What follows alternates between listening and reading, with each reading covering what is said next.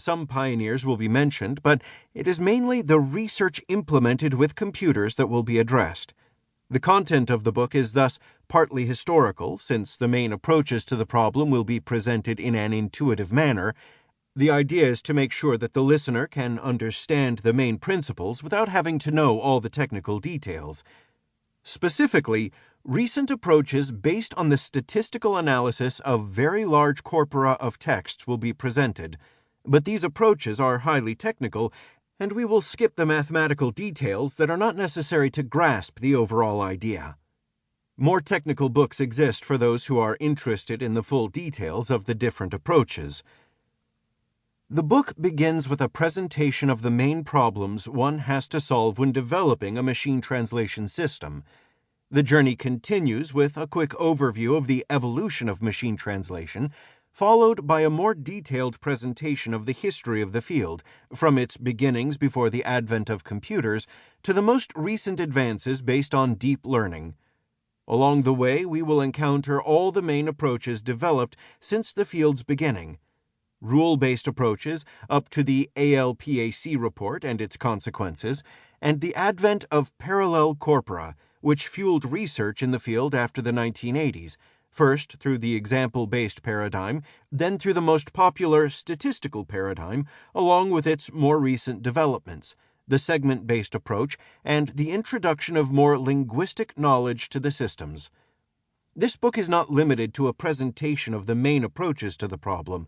We will also address evaluation issues, which can be either manual or automatic, and the closing chapter will give some details about the commercial situation of the field, as well as its main actors worldwide. Although the domain is evolving quickly, including from a commercial point of view, we think it is important to address industrial issues since machine translation is now a key technology for several prominent domains, from defense to media and telecommunications. Lastly, we conclude with some observations on the current state of the field. 2. The trouble with translation. Before addressing machine translation, it is important to investigate the notion of translation itself. How do we proceed when we translate?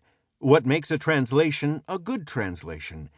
In the course of this chapter, we will hear that these questions are hard to answer and have already given rise to an abundant literature. In the second part of this chapter, we will investigate why understanding a sentence, something that is easy and natural for humans, is one of the most difficult things to do with computers, despite their incredible calculation power. What does it mean to translate? The answer to this question may seem obvious. To translate is to transpose a source language text into a target language text. However, one can easily see that this deceptively simple answer refers in fact to a dramatically complex problem. What does it mean to transpose a text? How do we go from a source language to a target language?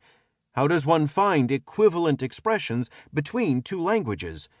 Should the translation be based on words, chunks of words, or even sentences? And, more fundamentally, how can one determine what the meaning of a text or an expression is? Does everybody have the same understanding of a text? If not, how can this issue be handled in the translation process? As should be clear from the previous paragraph, translation is connected with a large number of questions dealing with linguistics, but also psychology or even philosophy when the nature of meaning is at stake. Instead of addressing these highly complex questions with no clear answer, it is probably more useful to take a step to the side and try to determine what the characteristics of a good translation are. What is a good translation?